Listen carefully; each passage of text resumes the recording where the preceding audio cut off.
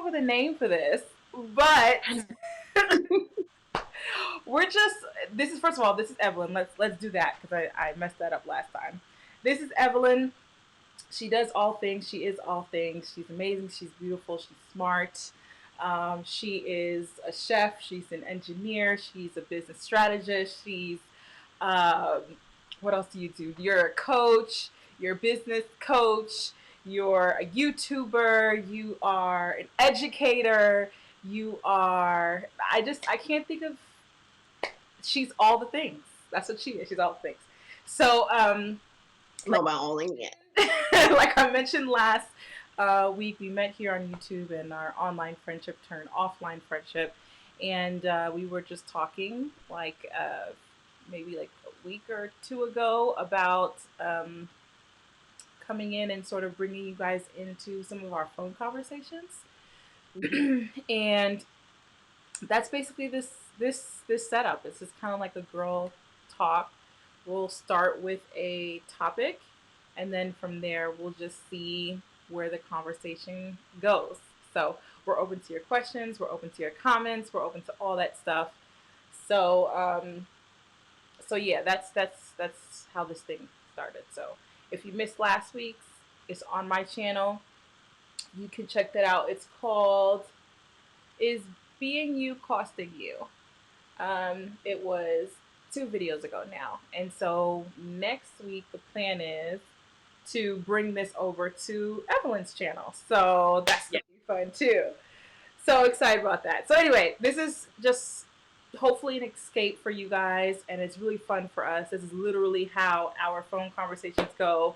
And so we're just bringing you guys in on that. So, the topic that we decided on today was self discipline, uh, Yeah.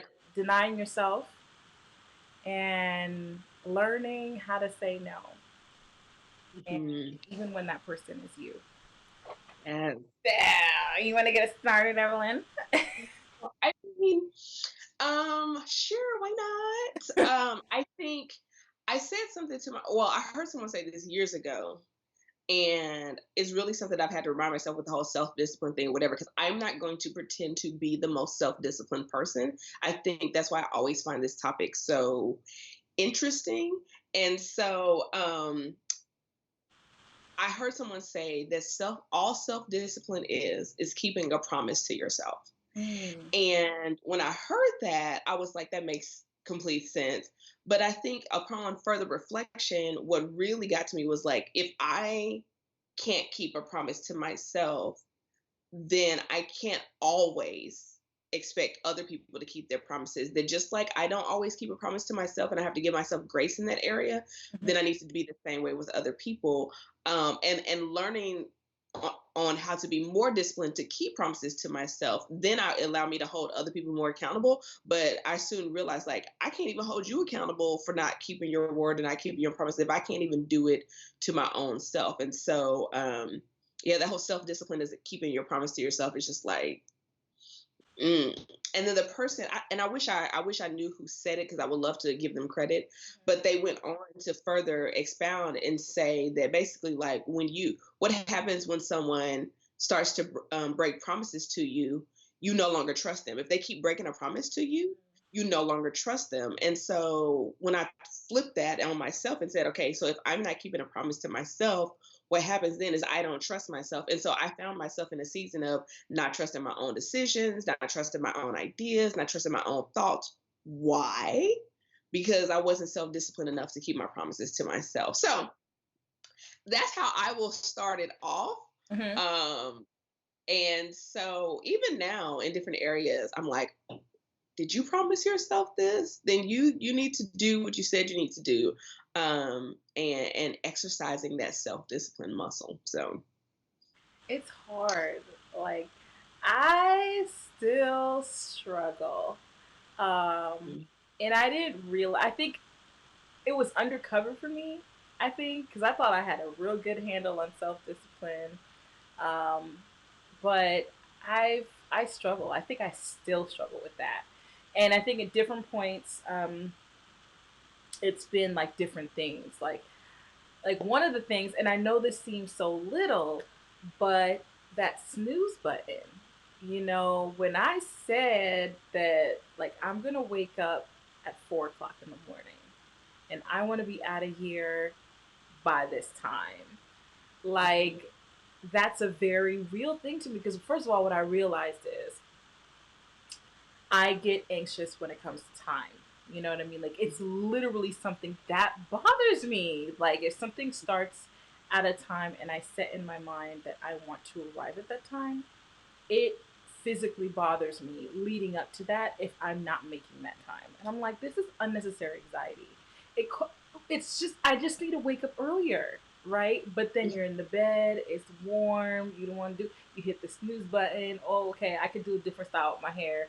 And it's not like you're sleeping for real, like you're reasoning in your head. Well, at least me. Like, oh, I'll just do Mhm. a different style. It won't be as quick, so I'll shave 5 minutes off. And no, I need to practice self denial in that moment and say, no, the bed feels good, but I said I was going to get up. Mhm. And that was like, of course, I still have my moments when I holler at that snooze button, but, um, a few years ago, I was able to tackle that, like getting up when I said I was going to get up. And I think it's when you conquer the smaller things like that, it's sort of just dominoes into Mhm. other avenues of your life. And then it caused me to think, like, what other areas am I slacking where I'm not being disciplined? I'm Mhm. not carrying out and saying and doing what I said I was going to do. Like, kind of like how you were saying, if someone promises you something, and knowing me, like, I hold people to their word. I really do. Right? So if you do Mhm. that to me, I'm like, "Oh, you're not trustworthy. You're not I can't depend on you. I've Mhm. assigned all these things to you." And so it's interesting how you flipped it on yourself to think, like, if I can't follow through, then I'm not trustworthy. I'm not dependable.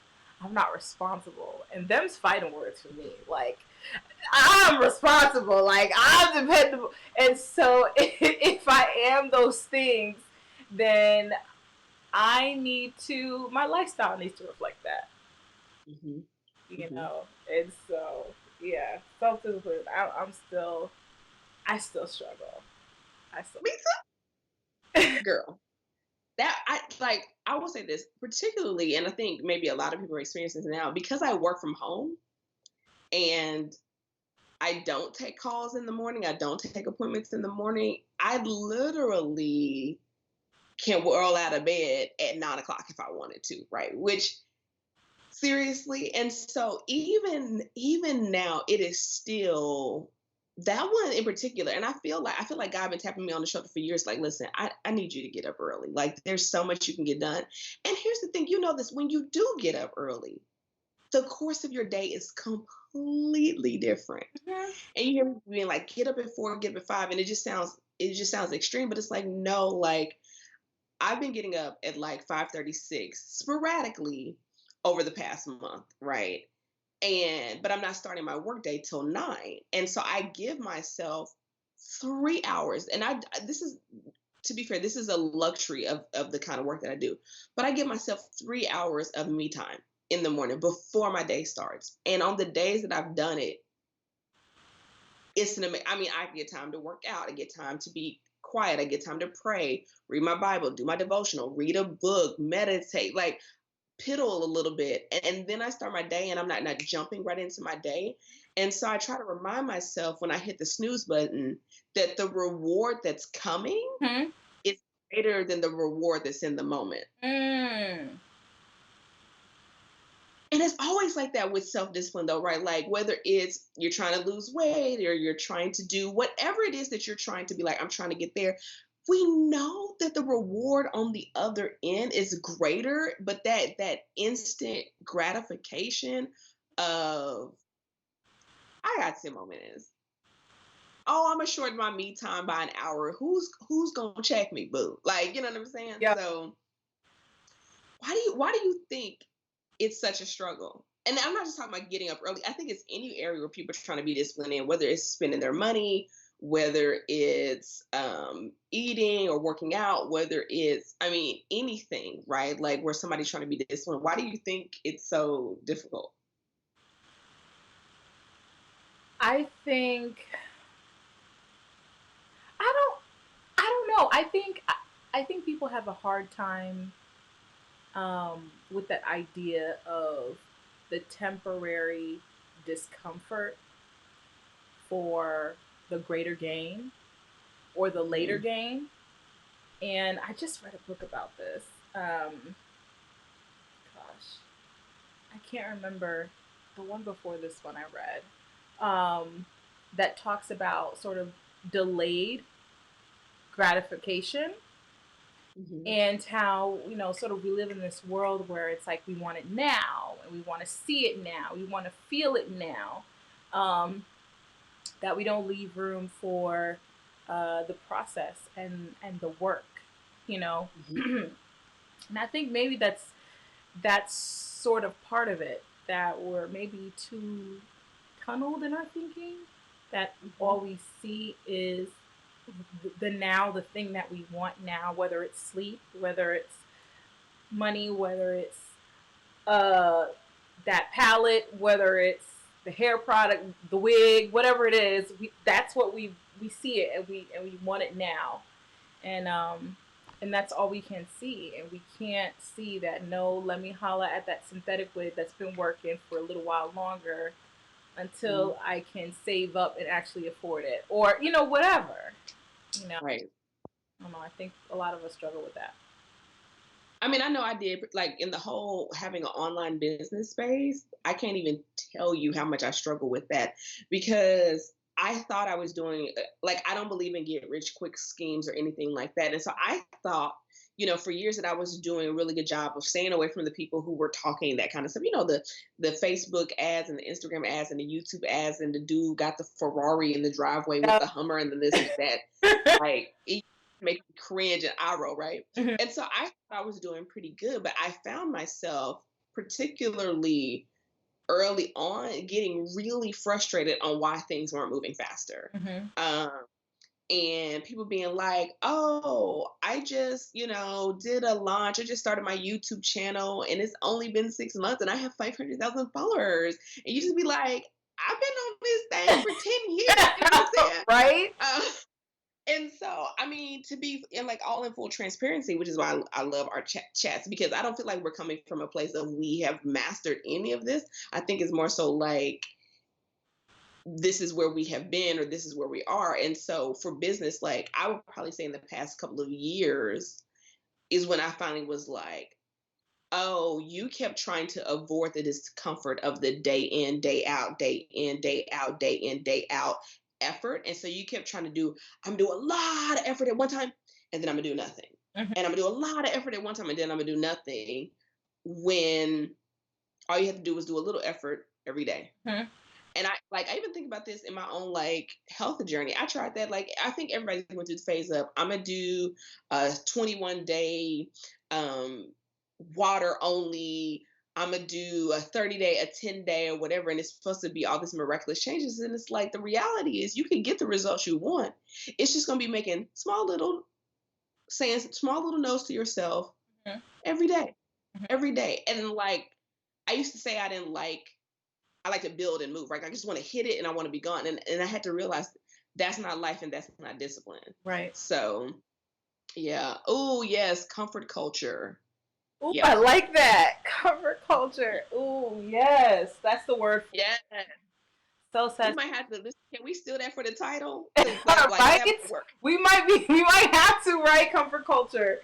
Self Yeah. satisfaction is constantly at the forefront of our minds. People are willing to endure suffering, whew, in a sense. Paul has taught me a great deal about self denial. He does talk a lot about self denial, denying self. Mhm. Comfort culture. I like that. That I one. like That one stinks. that's probably been my biggest advice as a believer is my love of comfort.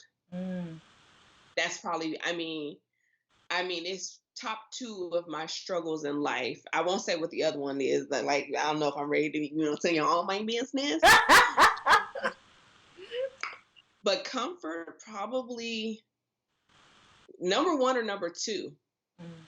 of and so here's the thing, I've had to start purposely putting myself in uncomfortable positions consistently to to at least edge away at that tendency to lean towards comfort. I still have that bend, right? Like it's kind of like an alignment on the car. Like if you don't have an alignment on your car and it veers to the right, uh, and you don't do anything, it's gonna veer all the way to the right. But if you're constantly pulling it to the left, it won't veer left. It'll just keep straight. And so for me, putting myself in uncomfortable situations is that me pulling the steering wheel to the left so I won't veer right. Mhm. I'm not always consistent, hence the problem.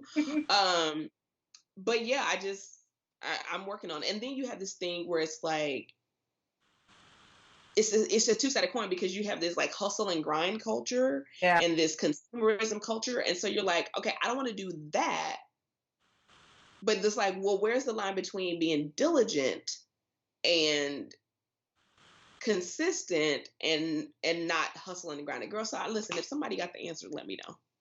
Let me tell you about this uh, hustle and grind culture. Can we just take a moment to Oh, because I don't do it. touch on that?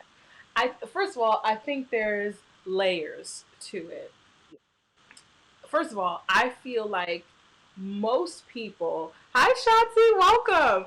I Hey, feel Sean. like most people um, aren't really hustling. They're just taking pictures. And what I mean by that is it's like you have too much time to take pictures ev- everything that you're doing. You know what I mean? Too much time for the video, too much time. You need physical proof of your work, and unfortunately, it only contributes to the problem because there are people who are about that hustle, Hmm. and it's not cute. It's just really not cute. Being tired is not cute. Having It's bags under not. your eyes is not cute. Like, you know what I mean? It's absolutely not cute. And I had my moment. I had my Hmm. moment where I was like, and I still struggle with this. I come from a West Indian household. When you got a little bit of time, you fill it in with work, right? So I get it. I've had two jobs for the past how many years? Too many. But but I had to tell myself, like, you know, first of all, my body's a temple. Let's just take it there. And I truly Start there. believe that. And a lot of us use that text to talk about sexual things, right? But that has to do with that's holistic. That's not Hmm. only who I'm allowing into my body, but that Okay. also has to do with food that I'm ingesting. That also has to do with how my lifestyle choices, my lifestyle habits, whether I smoke or I don't smoke, whether I drink excessively, what I not drink excessively. That has to do with everything. That has to do with my sleep patterns. That has to do with so I need to be a good steward of this one body that I have, right? Mhm. And being stressed out, having no edges, and being overworked is not it. It is Not it. absolutely not it. And so I just don't want, especially women. It's really not cute, and it's not sexy. And in my opinion, don't mean to snatch back from last week, but it's not feminine either. It's It's not. not. And let me say this. Can I just insert this to your point Go right ahead. Go there? ahead. Last time we talked, well, we talked about something else, and I was talking about how when Eve got here, Adam was already here. But also to that point, can we go back because hustle and grind is not biblical, aka resting, Sabbath.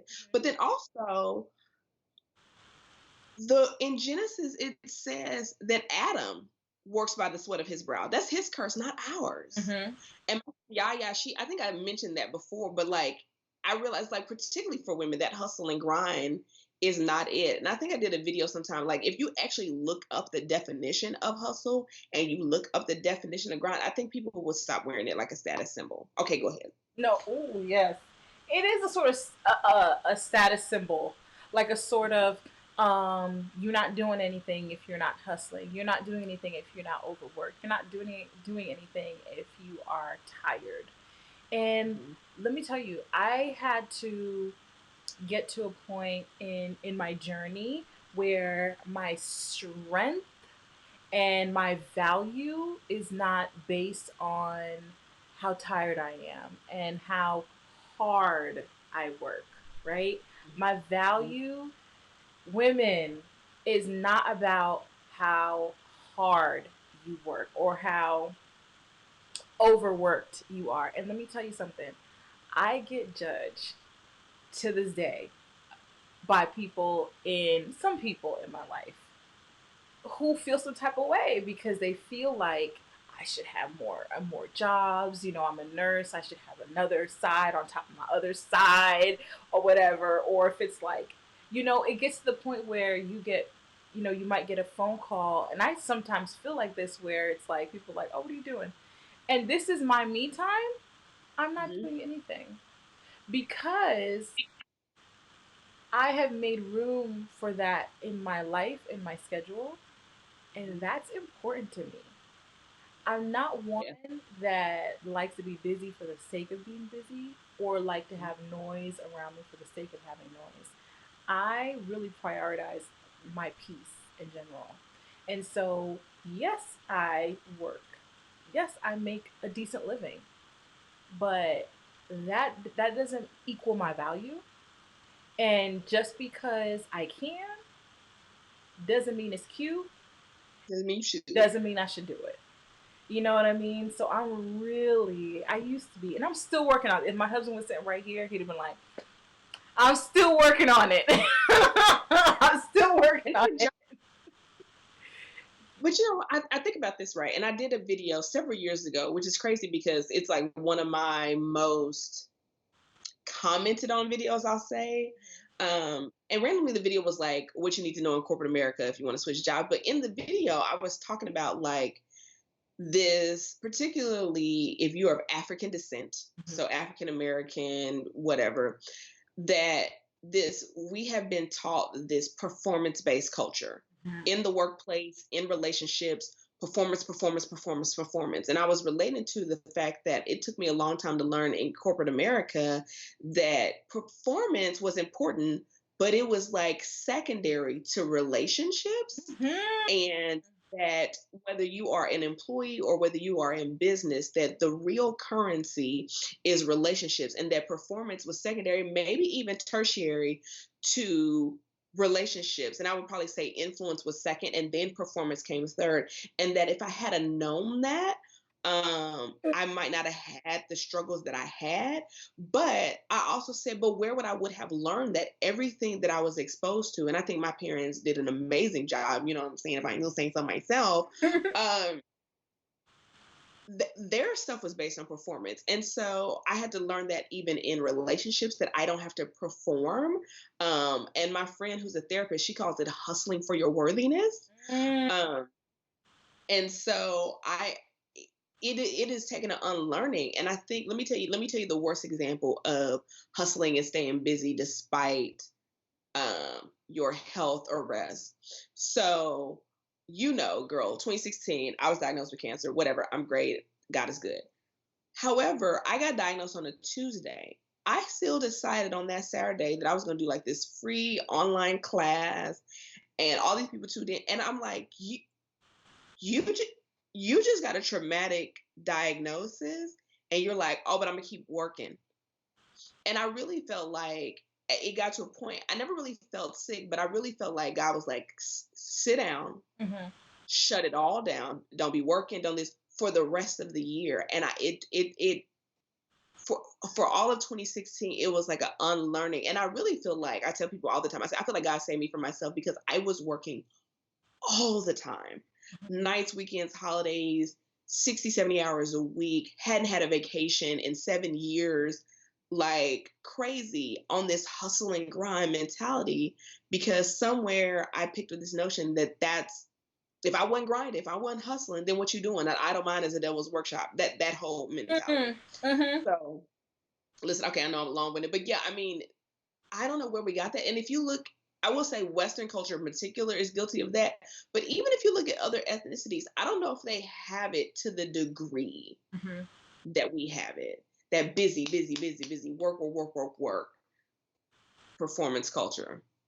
It's so true what you said. And guys, if you guys have any questions, go ahead and put it in the chat, and we'll definitely get to them. So even if you see us talking, just put it down there. We'll address it. But you really hit something there when you said, and I think that is missing in the education of um, black professionals. In that, because I don't know if you've heard this growing up, but I definitely heard it is you gotta be better. You gotta do better, right? But the thing is that it's not really enough. Personally, that's how I feel about it. By It's not. It's itself. seriously. It's not enough. It's not even the most important thing. Nope, it's not the because let me tell you something. Sally and Becky, all right, look at their numbers, half of And what Joe, you're performing, and Joe, half of what you're doing, a quarter what you're doing. But guess what? She shows up in the boss's office with a cup of coffee. Hey, I brought this for you. Da da da da. Oh, how's little Molly doing in her dance recitals? Oh yeah, my girl's at that dance place too. Whatever. She that relationship. If anything, what I heard is don't tell them about your business, girl. Like you keep it separate. You keep this over here and they that over here. issue.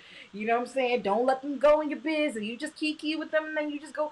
And while there is, I guess, some truth to that, but there has to be some intentionality about developing relationships at work. Learn We that weren't taught that skill. now. Mm-hmm. We weren't taught that skill. Yep. Okay, keep going. No, it's so important. It's so important. And I'm not about you going to work and talking about um like your medical issue, whatever. Like you don't have to pour into your coworkers and your boss and stuff like that. But there has to be a sense of connectedness. They need to feel connected to you. That's just how Connection is people currency. work. Mm-hmm.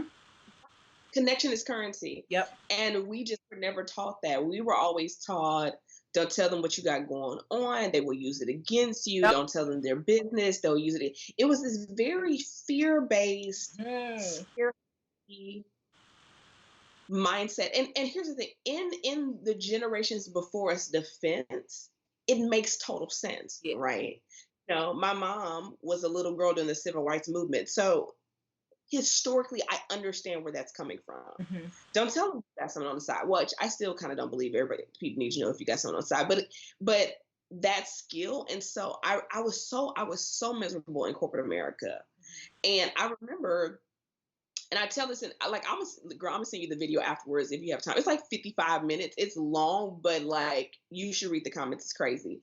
But in the video, I was talking about like I had a friend and I told her, I was like, I just don't want to play the game, right? I don't want to play the game. I just want to come to work. I want to do my job and I want to go home. Yep. And what I realized is it's actually not a game. Mm-hmm. It's the rules of engagement. And so I told her, I was like, she said, you being in this workplace is like you standing on the 50-yard line of a football field. And saying, I don't want to play. And then you're getting upset because you're getting tackled. The fact that you're here, you need to be involved. Yep. And um, and so I kind of walked through in that video like the things I had to learn like on the back end about having a sponsor, about equity adjustments, about building relationship. What should Watch you this talk about? video. I think I watched this video. It came out like 2017. Mm-hmm. Um, but also to the point about the relationship building, about what you should talk about, like where you don't feel like you're oversharing and overly transparent, but that relationship building skills. And it shows up because even in entrepreneurship, I thought it would be different. A lot of people are like, I want to be an entrepreneur because I don't want to have to play the game. I just want to do my thing. Newsflash, you have to connect with people even more. Mm-hmm. Personal brand, Mm-hmm. Mm-hmm. connect with you, your personality, your style, whatever you got going, you have to be even more authentically yourself. And I hate to use that phrase because I feel like it's so overused, but you know what I'm saying. Yeah. So listen, we don't went on. I took a sharp right turn, but like that performance base is not just in the workplace though. Mm-hmm. We do it, particularly women. We do it in relationships if we're not careful. Over functioning is what I call it. Ooh, over functioning. Talk about it. Talk about it. What does that So look like? I believe I believe there's overfunctioning. I believe there's overgiving, and then I believe there's over delivering. I think it's okay to be an over deliverer, right? I'm gonna blow your mind, right? On at work, in relationships, you thought I was here. I was all the way up here. We over deliver, right? Over expectations, but over functioning Mm, and over giving, not good. no. Meaning, like, I'm gonna give you an example. I was working a job, and when I got there, I did not know that I had inherited a crazy place. Like, let me just say, I had somebody that was on drugs. I had people that were stealing. The previous manager had gotten fired for sexual harassment. All unbeknownst to me when I took over this department, right? So when I get there, I'm like, oh, this is a cluster. Like, this is crazy. Make a long story short, I had to fire everybody. I ended up having no staff because people were stealing all this kind of stuff. So for 4.5 months, myself and a dishwasher were teaching all of the cooking classes. I was the manager, the admin, the instructor, or whatever. And the reality was nobody asked me to do that. Mm, Why didn't I go to my boss and say, hey, so here's the situation we're in, because of the decisions we've had to make. How can I be supported? I need help. mm, And that's a whole nother conversation about not asking for help.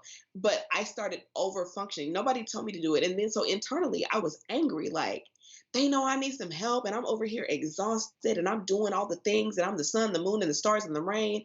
And girl, you signed up for that. No, nobody asked you to do that. mhm, Nobody asked you to function at that level. And if you would have been paying attention, people were trying to help you, but you didn't know how to receive because you wasn't in your femininity. mm, So now you just doing the most, right? And so over functioning.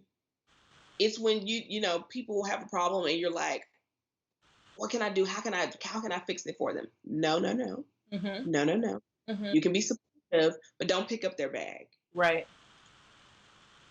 So yeah, I've seen myself overfunction. I've seen myself overfunction in relationships in the past. Girl, that's hideous.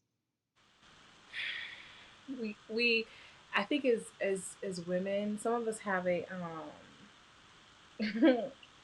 this sort of, we want to save men, right? We see the potential, you know, just like we look, I don't know, in our at a pantry and we're like, I can make a meal out of this. You know what I'm saying? Like, this might just look like some rice and some pasta and some whatever to somebody else, but I see a meal. And we do the same thing with men. We're just like, I see these two things that are good about you, even though everything else is raggedy. Raggedy. I can make a man. Like, I can make something out of this. And yeah, we struggle with that. We struggle with that instead of dealing with what literally is in front of us. And so we are doing everything. We're putting together and we're packaging it with a little bone at the end of it. He'll be the perfect man. And no, that's not cute. That's actually not, that's not cute. And so no, a lot of us need to sit back and be like, oh, that's horrible. Let's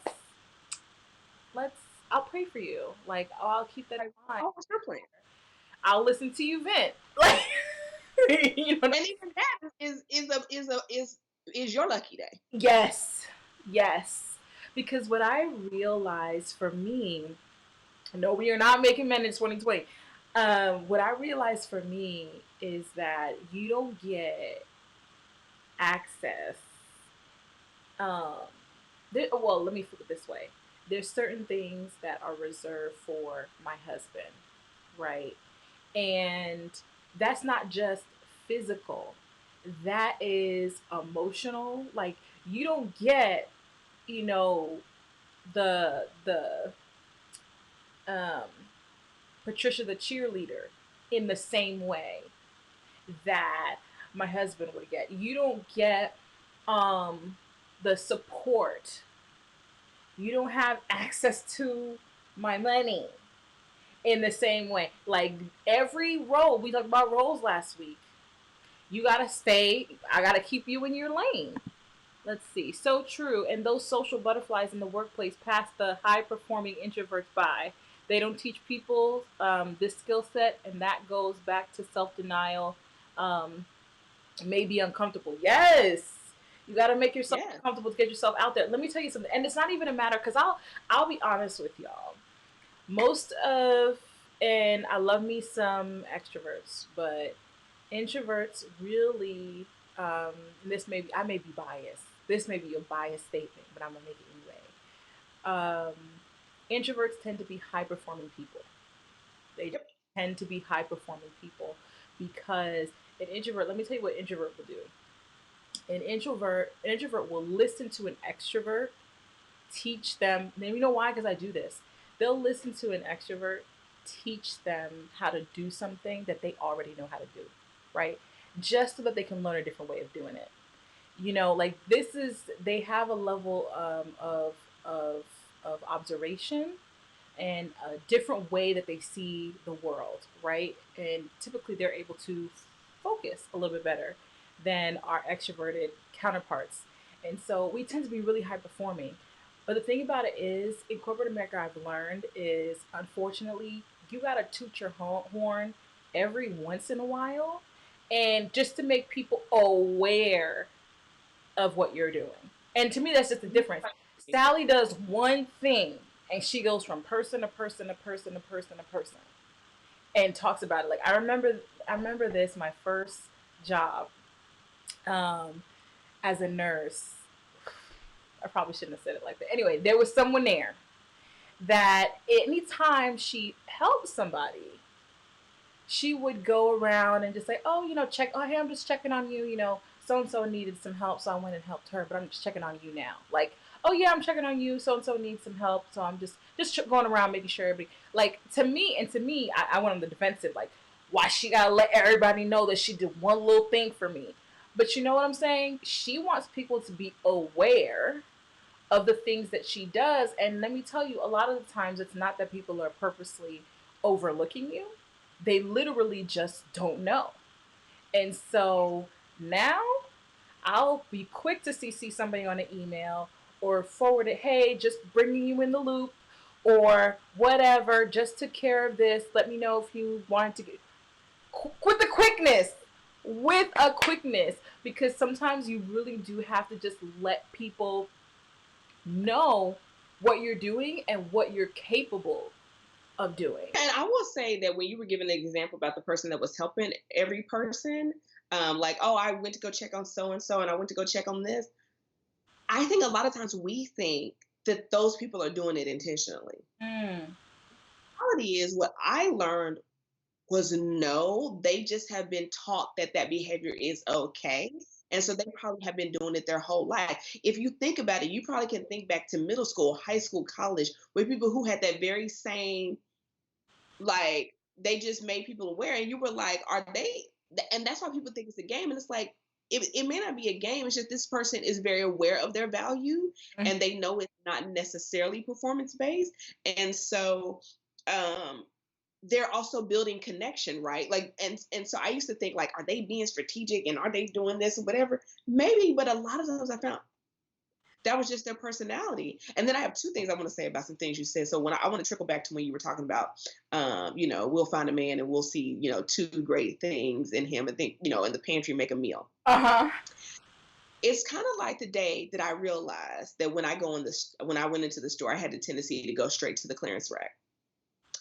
And I remember going, why do I do that? Why do I go straight to the back, to the clearance rack, to the stuff that's been picked over and picked through? Now, don't get me wrong. I'm not saying sometimes you don't find a great deal. I'm not saying that I don't like sales. Everybody loves a good deal, but it was my default setting to go there first, right?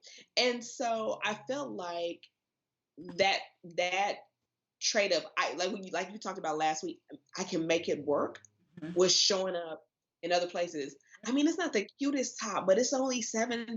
You I know what? I can make it work. I can put a belt on it. I can put this with it, whatever. I can make an ugly thing cute because it's on sale. And then I was just like, but is that really how I want to live my life? And I think part of us, I say that to pull that into what you were just talking about, is that I think part of that is a misperception of our own value, Mm. right? that I'm worth the full price. Just like this little thing that comes to me so easily, whether it's pulling in an animation or doing whatever, it's yes, just because it comes easy to me doesn't mean it's not valuable. Mhm. And I should share it. I used to Yep. give away way too much information, way too much free coaching, way too much free advice. To people who I knew were never going to do anything with it. Okay. Um, but because I didn't think it was valuable because it came so easy to me. Mhm. And I was like, that doesn't mean it's not valuable. And so I think introverts, I wanted to say this. What was the comment about the high performing introverts? Here's the thing. I don't think introverts are absolutely high performing. I'm biased again also because I'm an introvert.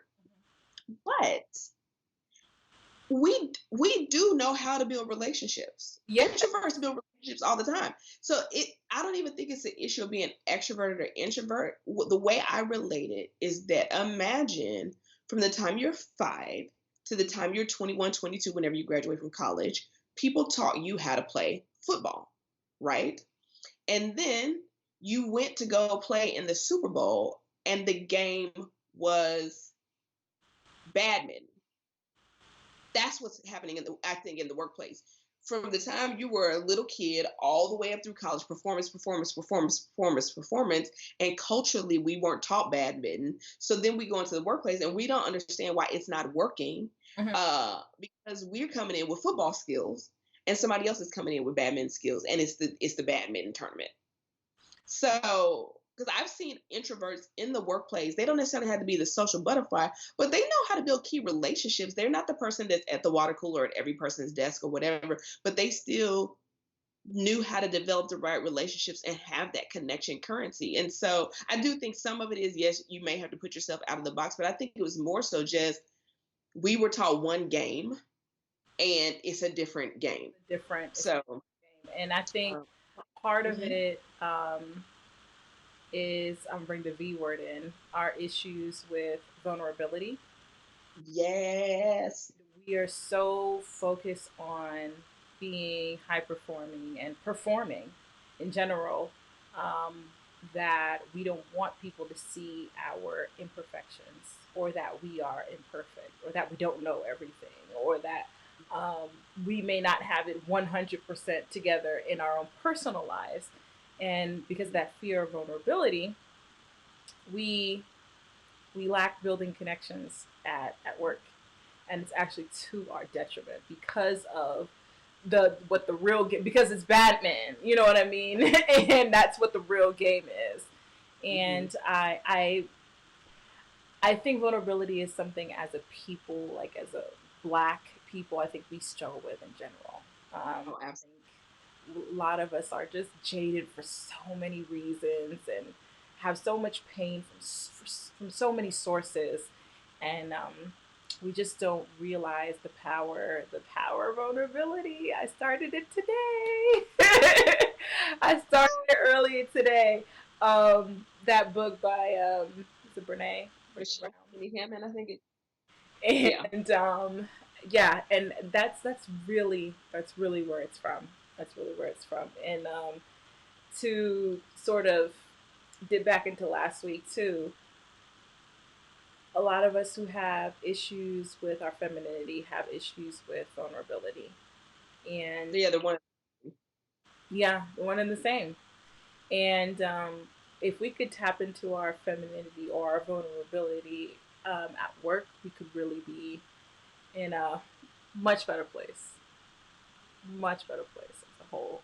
And that's not just for our male counterpart, but women as well, our relationships with women at work.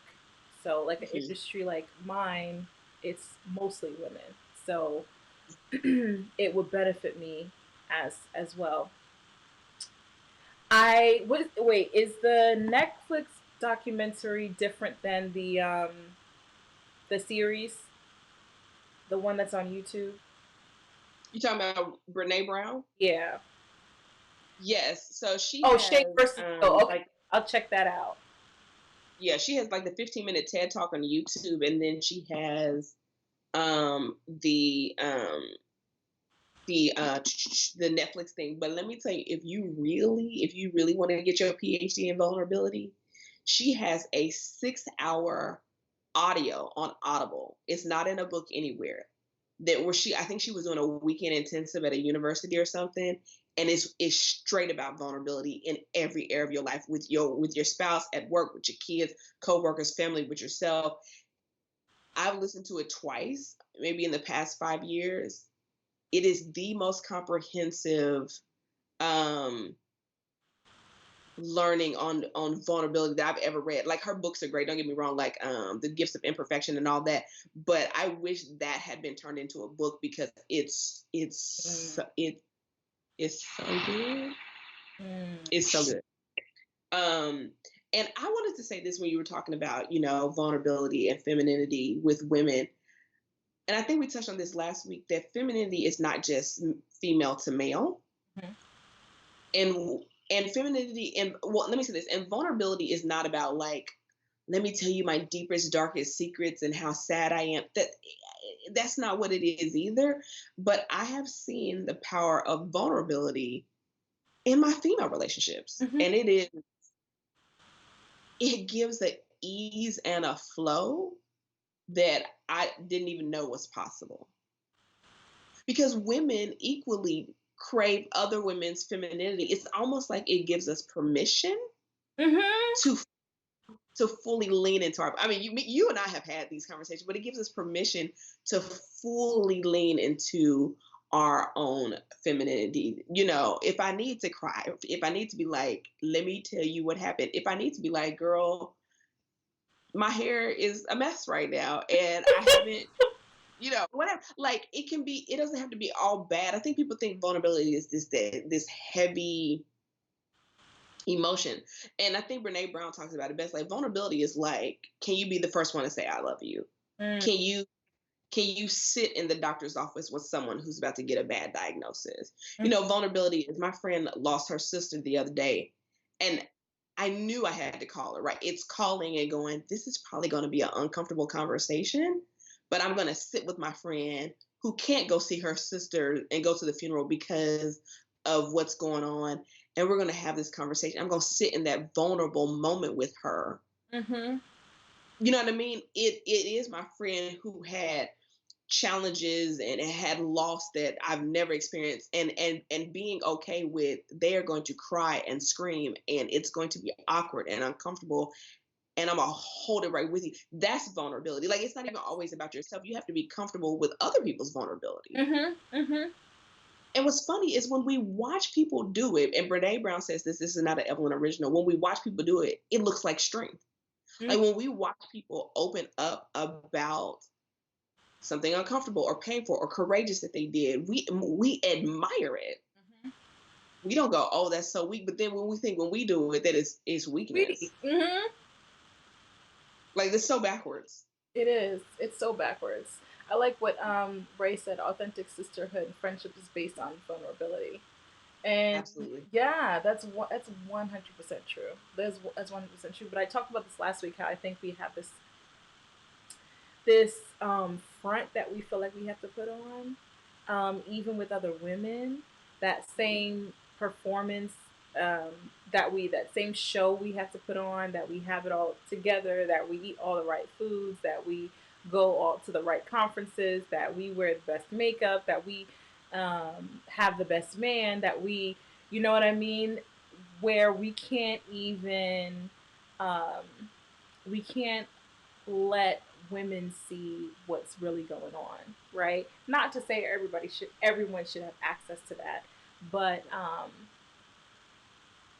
and I think part of it too is we haven't even come face to face, I believe, with our flawedness, and haven't come face to face with it in an acceptance type of way, and we just want to tuck it away and hide it from the world. But I think part of the first step into in getting better or in dealing is um, not being in denial, and that is the acceptance. And so that's how come I can say, like, this is I struggle with this. Like I struggle with self denial sometimes. Like I be wanting to use the snooze button. Like I be wanting to buy things I probably should buy later and save up. Like I struggle with that, and I'm okay with sort of making my friends aware of that, or if like I'm having a rough time right now, I'm having a rough time, and I just need you to pray. And to be honest, I didn't getting to that level of vulnerability, especially with other women, if ladies who are watching, if you could just allow yourself to do it, to be vulnerable with other women, there is a sense of power and community that comes out of that. It is not like, I'll take you guys to a moment that happened to me a few weeks ago. And I tell you, it was one of those out of body experiences where if this had happened just a few years before, it would have been something different. So, these this past like 6 months has been a very difficult one for me emotionally for many reasons, and so I have definitely leaned on my friends, my female friends, a lot in just for support a lot lately. And so a few weeks ago, might have been a few months ago now, I went out to visit a friend of mine, and we were sitting in church, and there was a song that was playing. Waymaker, I think it's Miracle Worker, Promise Keeper, Light in the Darkness. My God, that is who you are. Was like, so the little church mother was playing the song, or she was singing the song, and you know what I'm saying. There was nothing special about it, but there's something about like and so I was holding it in, y'all. Like I was just like, not today. It's not gonna happen. Like this is supposed to be, my getaway trip. Visiting my friends. I was holding it in, and I think it was something about that connection and that womanhood. I don't think she saw it. I think she felt it, and she just reached over and held my hand. Out of there. It just all, and I get teared up even thinking about it right now, because I know a few years before that I wouldn't be able to receive that. But because I'm at a different point in my journey right now where I'm able to be vulnerable and just allow people to be there for me, allow other women to be there for me, and not die internally in a corner and rob myself of that support and that love and that community and that feminine energy that provides support and strength, for me.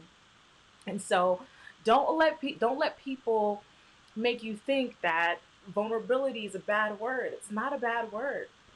It's not a bad word, and I really, I really hope that you guys consider vulnerability in a new way and see it in a new way and see what it offers you. Um, let's see. I agree. Being vulnerable at work in many ways um, has benefited me when I reflect on the relationships I've built because of it. Yeah, you built I relationships. want to touch on something you said, Patricia, when you were talking about vulnerability in regards to accepting our flaws. Mm-hmm. And listen, if I wasn't a chef, entrepreneur, all the things that Patricia said, I potentially might be. I would probably be a therapist. Well, maybe not because I have a tendency to be harsh, but I'm team tough love all day. But I have a good friend who's a therapist, and I talk about her all the time because we have these amazing conversations. And I remember one time she was saying like the biggest struggle people have is that two things can be true at the same time. And I actually heard what's his name, internet comedian, came on stage talk about this, that his wife says this, like two things can be true at the same time. Mm-hmm. Like I can be an amazing, valuable woman, and you gonna have to meet the standard and do all these things, and I can be raggedy about self discipline, um, keep empty water bottles in my car, and bite my nails, and even and all of that together, I'm still amazing. Mm-hmm. I have a good friend who's like this. When I tell you the woman loves God, loves Jesus, will break her back for you, cusses like a sailor. Now, that's just where she's at in her spiritual journey. Two things can be true at the same time, right? And here's the thing, she just like, this is where I'm at. And it doesn't devalue her. And I think for me, for a long time, I felt like I wouldn't arrive or be valuable in a way until I corrected all the flaws. And so it was almost like I was on this like I had this tight, like I had this wrench and I was just tightening the screw and tightening the screw, trying to get better and better and better. And while I am a fan of personal growth and development, I am a student of it, I love it. I had to realize, but I'm still a mom right now. Right. And with this lack of self discipline, sometimes I'm not vulnerable. Sometimes I can be more harsh than loving. I'm still the bomb. I'm Yes. still a prize. I'm still amazing. I'm still valuable.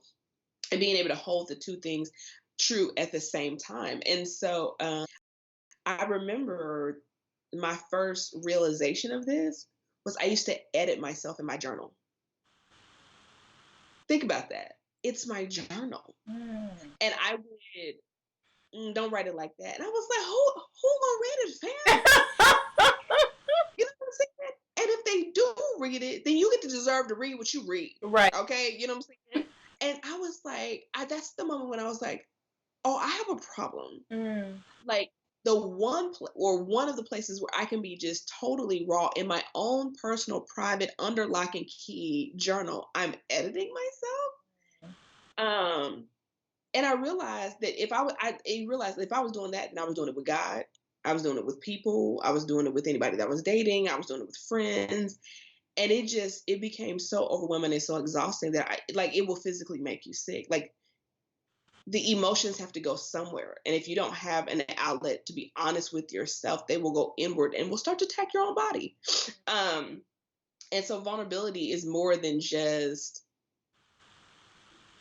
let me talk about like it's just a level of honesty and holding that here's the not so great parts of me and here's the amazing parts of me, and yes, they live together in the same body, Yep. and it's still an amazing person with a lot to offer with all that going on together. Right. Hmm. Mel V says, "Not many things compared to love from a fellow woman. For fellow women, there's something so natural in sisterhood. This is why it can be so painful when these relationships are toxic. We continue to pray for betterment." No, I agree. I will say one of the hardest breakups I ever had was with a friend of like 14 years got that I got ghosted by. And I don't think I've had like a really bad like relationship breakups. I mean, I feel like it's just been like, that ain't really it. That friendship one, like I was in therapy, like what is this? And she was like, oh yeah, my therapist at the time was like, oh yeah, friend sisterhood breakups with somebody that you've kind of grown together because we were friends in college. So like through the years and me losing a parent and her losing a sibling and all that. I mean, just all of this kind of stuff, right? And so she was like, oh, those can be, you go through the same grief as like death. She was like, it's just more painful because it was a choice. Mm. And I was like, yeah. And I didn't, so to your point, but I say that not to be discouraging, to say that, but that's how powerful that is. Yeah. Someone that's the only child. I don't have a sister. And so I really value my close female friends because I don't have a sister, even though all of my close female friends have sisters. um, but I value that. But there is a little bit of void knowing that they all have sisters, but I don't. And so that's always been a struggle for me because I'm like, if something ever went wrong in our friendship, right? They still got their sisters, but I would be alone. That's something I've struggled with for years because I had that friend who felt like a sister and she left. And so it left a scar. It did. It left a scar. Yeah. I can totally relate to that in that I had a really, really, really bad breakup a few years ago. And quite a few years ago actually. And like with a man, right? And so when I think about that, it's just something that happened, something I learned and I grew out, from, and all these gems that I sort of got from that situation and that life has moved on and God has blessed me. End of story. And that's the way I felt with before I even met my husband. That's the sort of view I had of it. But also, I had a major friend breakup not too long ago, a few years now ago, and that when I talk about it, I'm still like, and I miss her a lot. Like, you know what I'm saying? Like it Girl. affected me in a completely different way. Not nearly as ugly, not nearly as dramatic as like my, relationship, sort of breakup. But for whatever reason, it touches me like in a really deep way. In that, I wish it's like I still wish I had it. I Yeah. still wish she was here in my life, and I still consider it a big, big, big loss. But yeah, like to your point and to her point, it's that sisterhood, man. There's really nothing like it. There's really Mhm. nothing like it. There's nothing. We just get each other in a very, very different way, in a very, very different way, and it's encouraging. It's powerful. Like when I get together with friends and I leave there, that community, that energy, I feel energized. I feel Mhm. energized. I feel understood. I feel supported. I feel loved. You know, Mhm. and yeah, don't rob yourselves. Don't rob yourselves of that. It's just an amazing thing. I mean, I think that's why you and I decided to do these lives, because I think I thought that what I have with you or with my other friends, I thought it was common. Mm, I thought it abound, and I'm not saying that it's scarce, but having just kind of peeped into other people's sister friend relationships, you be like, oh, what y'all doing over there? Like, I don't, we don't want, you know what I mean? um, and I'm not saying they're all like, perfect and smooth or whatever. Sometimes you be like, now what you say to me? Okay. Um, Still love you. We gonna have to talk about that at some point. right? You know what I'm saying? You going through something, so I'm gonna forgive that. You know what I mean? Listen, I had a friend one time, and I'm not gonna say her name or the details of the story, but I remember I just asked her a question about a guy that she was considered dating, right? Because she had asked me to be her accountability partner. Okay. So so so I just had a question. Like, I was like, so you XYZ and 1, 2, 3. Now help me. I was like, now what? She was like, well, you don't understand, like, and snapped at me. And so I remember being on the phone being like, oh, okay, no problem. I think it's best that I'm not your accountability partner, or we won't be friends. I'm gonna have to talk to you later. This girl kept trying to call me back. I was heated. Okay. You gotta go talk to me sideways. You asked me. You know what I'm saying? And I remember I was headed to this destination. This girl, wherever she was, did a U-turn in her car and met me at the destination to apologize, because I was like, "Girl, like, I love you, but you way out of pocket. And in order for us to stay friends, I'm gonna let you have no, no, no. I was tripping, and you called me on the carpet, and I just was being defensive. Like, but I think that goes into what we talked about before, not being a princess, being a queen, knowing that I can't enjoy the closeness and the fun if I'm not willing to have those moments where it's like, what? Like, in a respectful way, but just be like, let me help me understand what you just said to me. You know what I'm saying? And so we worked and we're fine now, right? But at that moment, I was like, oh, we could just be friends. I ain't got to be nobody's nothing accountability partner over here. Talking me crazy. You go ahead and do stupid stuff. Don't ask me my opinion. I was so heated. Listen, but that's love. It is love. It is Yes. love. And love isn't conditional. You know what I mean? And a lot of us have in I know how to say it in Creole. It's like again by defund. You have things that you're defending, right? In that you're like a example would be like I am a good Christian woman, and so anything of me in me that may not look like that, I can't allow people to see, right? So I'm defending that ideal um, that I have. And but even if your girl would have been like, listen, I know I'm wrong, but that's vulnerability. Um, Right. and listen, I'm gonna keep seeing him anyway. You know what I'm saying? And And it's like, that's fine, but just acknowledge that you own that foolishness. And that I did what you asked me to do. I kept my word. right, and but that's vulnerability. That's love. That's being honest. That's being authentic.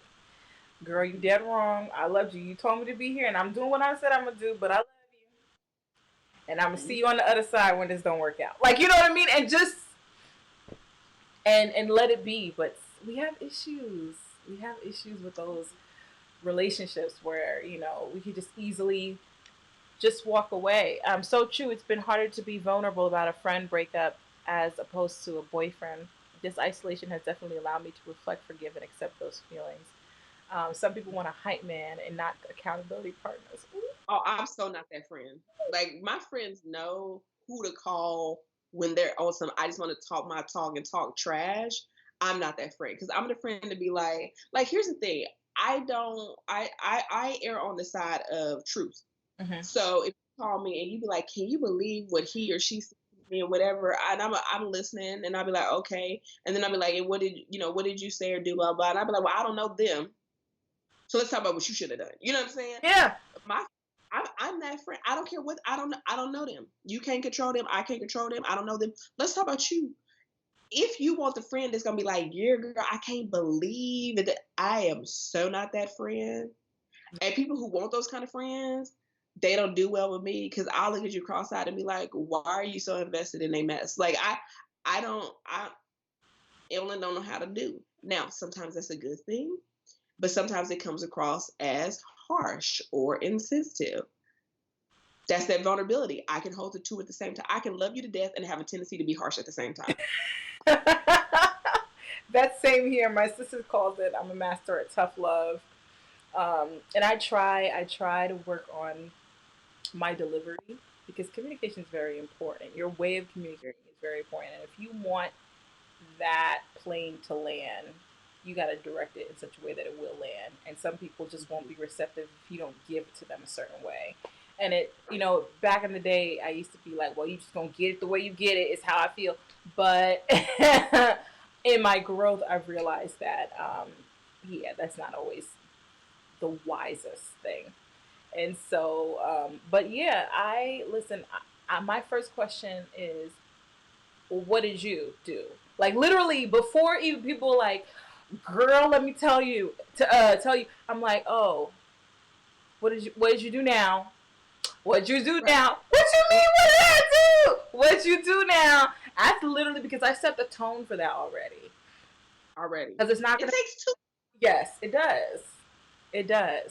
And I will stop people, and even if that other person is dead wrong, I think it's really important because what I realize is I do have a little bit of a I'll call it gift for seeing things objectively that I realize not Mhm. other people do. And so, though that person is 90% dead wrong, I'm still gonna point at that 10 where you could have been better. You know what I'm saying? Like, I'm still gonna point at, or even if this person is like here and you did one thing to ignite them, I'm like, but you know that's how they are. Like, why'd you go light that fire? Like, you know that's how they are. Like, why would you go? And let's deal with this. Let's deal with what's going on right here. You know, Mhm. I'm just not gonna sit here and listen to you talk trash. I want you to be better. I want you to do better. You know what I mean? That's me. That's me. And to me, that's what I call being a good. Like you, I get annoyed by people who are just like, cheer. What for? What? For what? For why? Let me tell you, I have a good friend and it baffles me. I love her to death though. It baffles me. She's the person who will intentionally, I don't know if she's doing it intentionally, but I'm like, sis, I almost said her name, Lord. I'm like, sis, you have to know what you're doing when you do this. She's one of those people that will write a statement on Facebook that is going to incite a riot in your comments, right? But she'll do it like a question. And then she'll be like, I just don't understand. I was just asking a question. So you pick one of the most controversial topics or the most controversial thing you just do on social media, and you just go, I'd be like, tell me what's your intent. And I remember my pastor, he said this one time. It was so simple, but it was very eye opening. He said there's only two types of questions: questions out of genuine curiosity and questions out of judgment. That's it. Two types of questions. And I had to be honest. Now, let me use myself for example to explain what I'm talking about with my friend. So I remember I was working this job and we were in this like corporate style training, right? And they were talking to us about our communication style and how we need to improve this or whatever. So I was in one of the field locations, I'll call it, and they were from the corporate office, right? Now, what most of us in the field knew was that, yes, there was a communication problem between the field offices and the corporate office, but a significant portion of that was coming out of the corporate office, right? So, me, being Evelyn, raised my hand. I said, and so they were like, do y'all have any questions? I said, yeah. Um, are y'all giving the same training to the people at the corporate office? Now,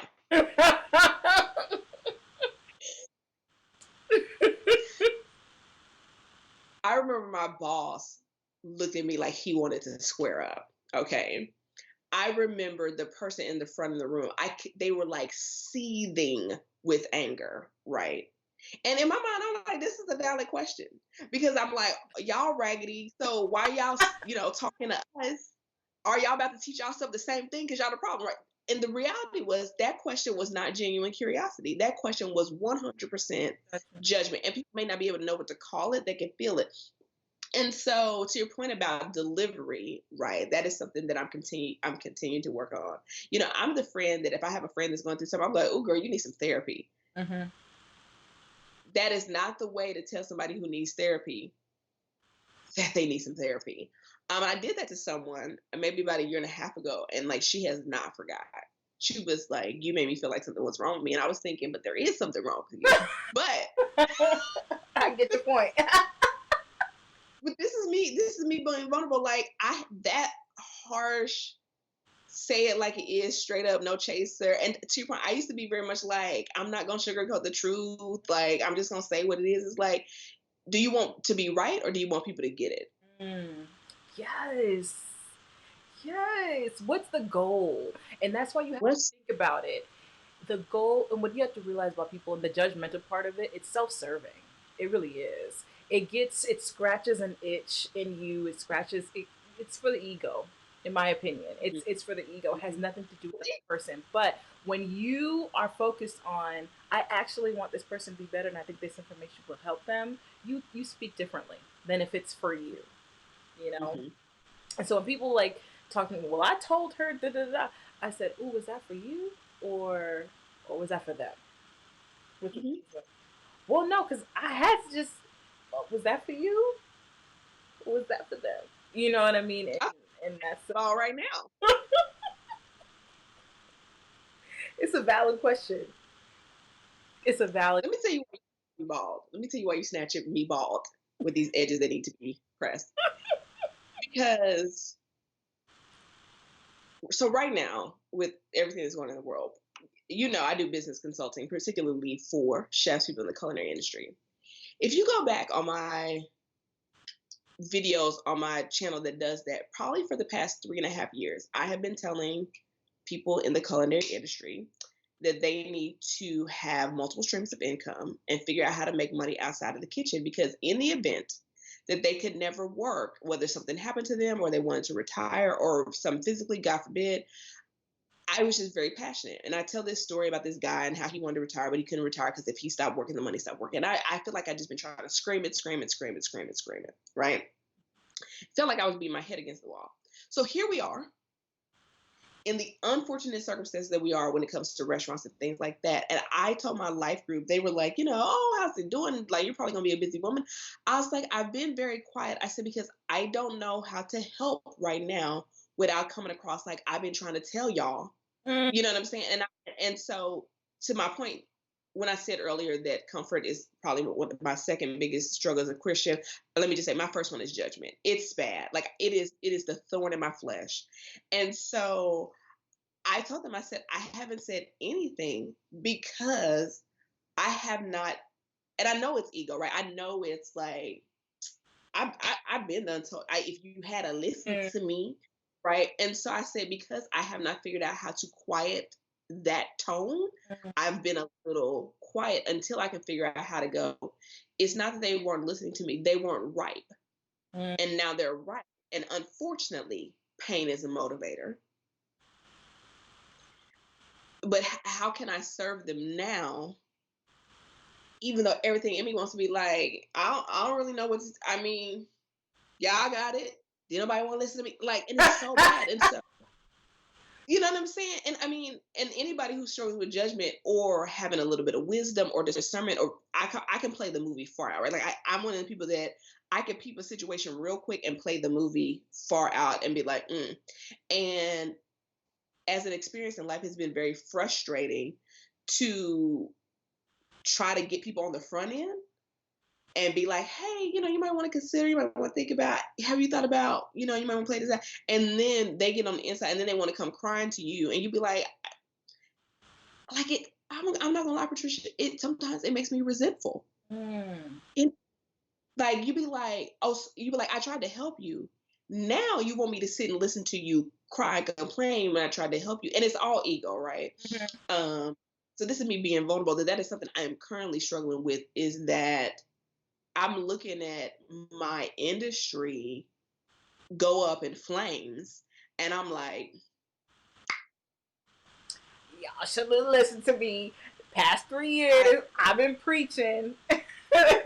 Now the flood is here, and I'm in my ark, okay? And y'all out there drowning.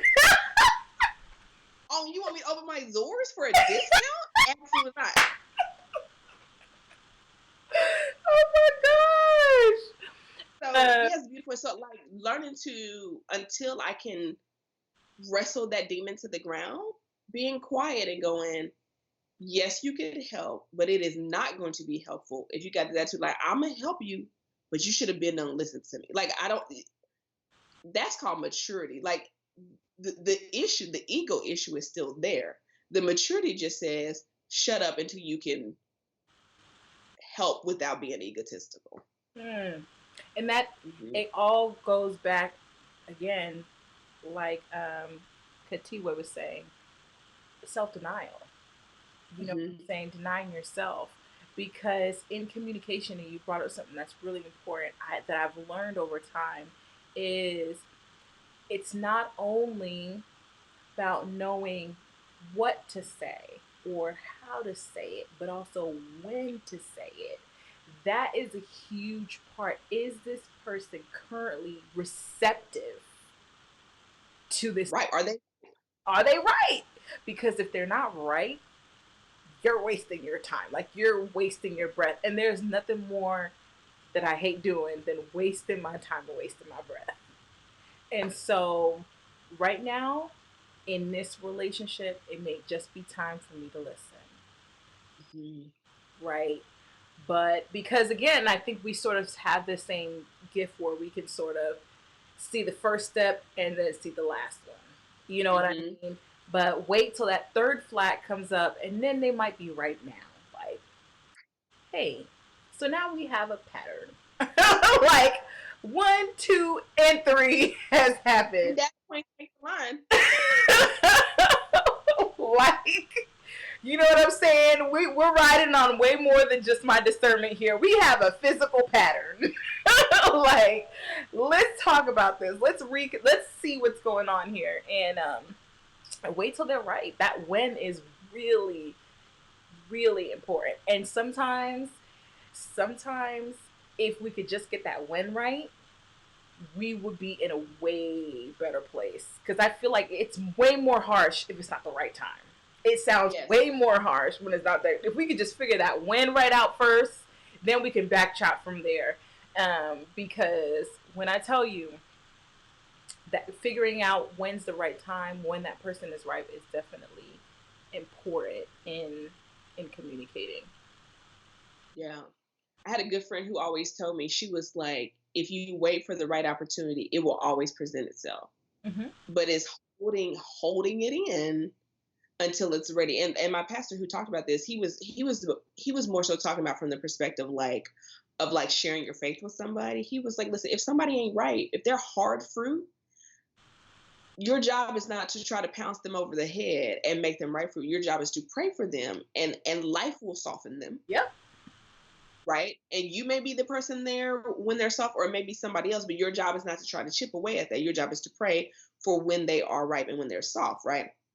But and then he said, but if somebody is ripe, then it's your opportunity to share what they may need in the moment. And so, and I'm pretty sure you can relate to this, Patricia, that having that gift of being able to play the movie, I feel like I'm always, not, I don't say always, that's not the right phrase. More often than not, I have been in the position of, oh yeah, just not on that. I was on that 3 years ago. Like, oh, it's the problem today. I told you that 2 years ago. Mm-hmm. Oh, this happened in a relationship. I told you that when you met, oh boy. Like, and I'm working on it. I don't say those things. But and so sometimes I told my life with this. I was like, sometimes you do feel resentful because you be like, people will judge and be like, what are you talking about? You too deep, or you're too much, you're too this, or whatever. And you're like, no. And then it's kind of like when all of this first hit the fan, Mm-hmm. and you saw all the memes about the couponers and the preppers, Mm-hmm. and they were like, who's laughing now? It's like that. And it was like, yo, hey, you know what? This really ain't the time. Yeah. You know what I'm saying? It really ain't the time. We get it. We got it. Yep, you were right. We were all wrong. Okay. We get it. And I was like, I don't want to be that person. So Here's the thing, and angelic impressions kind of touched on it, is that I had to learn that personally sometimes, and Joshua struggles with this because I be trying to tell him sometimes with his like brothers and his friends, life is a better teacher than me. And sometimes, as much as it hurts, especially with someone that you love and that you care about, you gotta watch them. They just have to do it. There's some things where there may be a hot iron sitting right there. I said, don't touch that iron.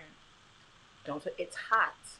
I've touched it before. It's hot, and I see where you're going. You walking around the ironing board. Next thing you know, bam, your hands in that iron and burn. And there's some people in some situations where they can be like, you know what? I don't want to get burned by the iron. But some people need to get burned by that iron, and they need to know how it feels so they don't do it again. And realizing that some people just need to go through that, and that's their journey. And I can talk all I want, I can waste my breath all I want. All of that would be for me and yeah. not for them. And there's certain times where it's like, not how, um not how, not just when, but sometimes just quiet. Right. Literally just quiet. Oh, just recognizing, oh, she just gonna have to go through this one, and Mhm. just leaving it like that. And it's painful to watch if especially if you are a sympathetic person, you don't want people to go through that, and you have to deny that little ego that wanted to come in and save the world, or wanted to be the one that enlightened you, or wanted to be the one that fixed it, or wanted to be the one that helped you dodge that. um and and just watch. Yeah. And Watch it burn up. there's the one thing that I learned about me and my personality type, because told you that I looked a lot into depth psychology. And one thing that I've learned about my personality type, mine and yours actually, because my sister has the same Mhm. personality type as you, is that we love to be the most useful tool in the shed. Like, that's our Oh, thing. And um and so that part of wanting to help and save the day and want to be the one, I gotta deny that. I gotta deny that piece and not be the useful tool in the shed, and let life teach this person, and let this person experience their own journey in life. And let me tell you, that is a struggle, because I am the one that's like the friend with the sign. He gonna do you dirty, like, you know what I'm saying? Like, that is me. But and you like, you don't see this?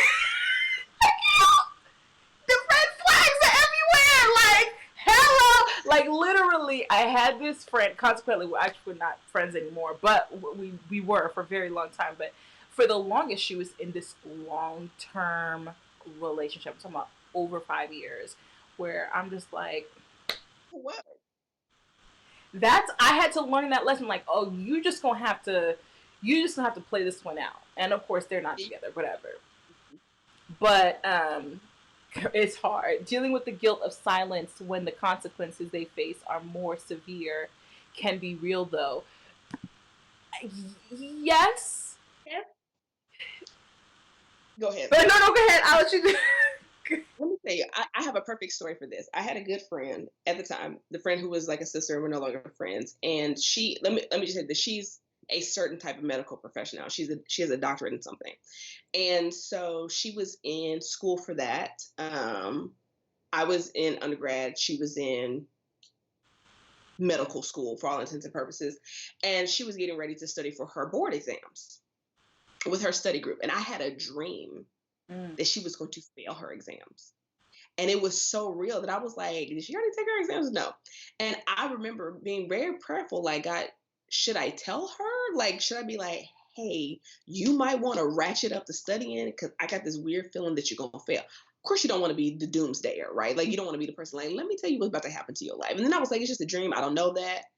And I had to be very prayerful. And I felt like what I was instructed to do was, it wasn't for me to give her a heads up. It was for me to prepare to be there once it happened. Mm. And I remember what ended up happening is she took her boards. She failed by 1 point. Mm. And everybody else in her study group passed.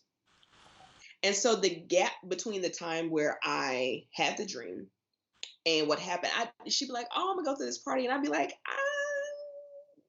"You want to stay home and take another practice exam?" And it was a struggle. It was like at the time, it was the struggle of my life, right? But this is where it goes back to kind of our title when we first started, which is, but my struggle to hold it in was small comparison to the pain that she felt. And so I as a willing friend took on that uncomfortableness of holding that in because I knew that her pain was going to be greater than my pain of her holding it in. And I had to make space for that. So I had already kind of prepared my life that this is about to rock her world, and the months that comes after when else is off getting ready to go into residency and she's back studying alone. Like I knew that Mm.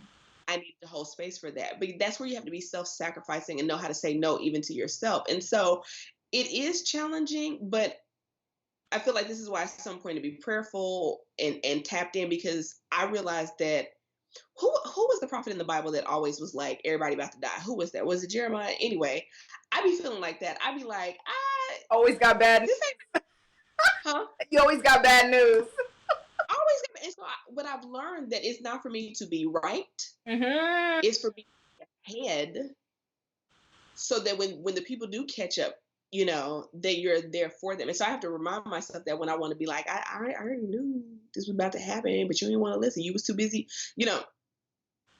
So to your point about dealing with the guilt of silence when there's consequences, it's like, yes, I feel like it's really being tapped in and knowing if they're right, if they're not right, and if telling what's the benefit of telling them if there's nothing you can do about it or they can even do about it, right? And to what Patricia was saying earlier, some people are very insightful and they will borrow a lesson. They'll go, you know what? I didn't think about that, but you know what? Like it was like I was talking about with my industries. I've had clients right now who are like, I'm so glad I signed up with you then because girl, I'm sitting pretty, right? So some people will catch on soon. And those are the people who are like, I'm gonna borrow that lesson. I don't want to buy it. And some people have to buy, they got to buy the lesson. They got to touch the iron. They got to get the blisters on their hand. They got to get third-degree burns. And you just be like, okay, I guess I'm gonna bandage you up, but luckily I knew you was gonna burn your hand, so I got the right kind of bandages in the burn cream. You know what I mean? So Mm-hmm. yeah, it is difficult to hold it in, but it's you have to know how to be self-sacrificing for the greater good. And I think we can see.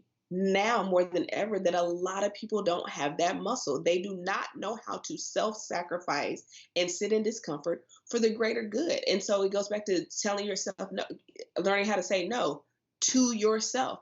And if you are not already practicing things that exercise the muscle of saying no, then when you find yourself needing to hold that space for that person, it becomes difficult because you've never had to say no to yourself, Mm. right? So whether it is getting up at 5 o'clock in the morning and telling yourself no to the extra 30 minutes, whether it's fasting and putting your plate to the side and learning how to say no. I mean, fasting alone will break that muscle off of you real quick. That self denial. Yep, I'm hungry. So what? I'll be fine. Um, you know what I'm saying? There's so many things that you can do to help get you in that place where it's not about being perfect. Don't get me wrong. I'm not saying that Patricia and I have that mastered, but I think it's like a muscle that you have to exercise of. How am I denying myself daily in some kind of way so that when it really counts, it's not a shock to my system, Mm. aka life as we know it now. It's just interesting how almost everything we talked about today has come back to self denial in some way, shape, or form. Hmm. And it's and I know people have different belief systems, but it's just so interesting how sometimes we don't realize how concepts of the Bible are still applicable today in ways that we don't even think. You know what I Hmm. mean? Where we might think denying self might, and part also about denying self may be like, hanging up the things that we used to do, like whatever that is, or the worldly things that we used to do. No, self denying means like tucking your ego aside, which in many ways can be much harder than putting that down or not going there down or not talking to him anymore. Like, can be way harder and really motivate you and change you and challenge you in a different way where you consider other people over an ego stroke, and being able to see that clearly, being able to ask yourself the question, all right, is this for me? um, what would be the best thing for them, and not get a sort of temporary self gratification in this moment, um, that'll stroke this right now. Um, but what's actually the better thing in the situation? You know what I mean? Hmm. There was it happened yesterday. Actually, I was having this conversation with someone, and we were talking about, you know, parents who mean well and sometimes make mistakes. And so I was telling this person how I was having a conversation with my mother, and she was talking about, you know, there's just certain things you just don't do, to your kid, and she was having a long rant about, these things that you don't do to your kid, and there was one of those where I remember vividly from my childhood, Like, like, are you sure? now wait a minute, but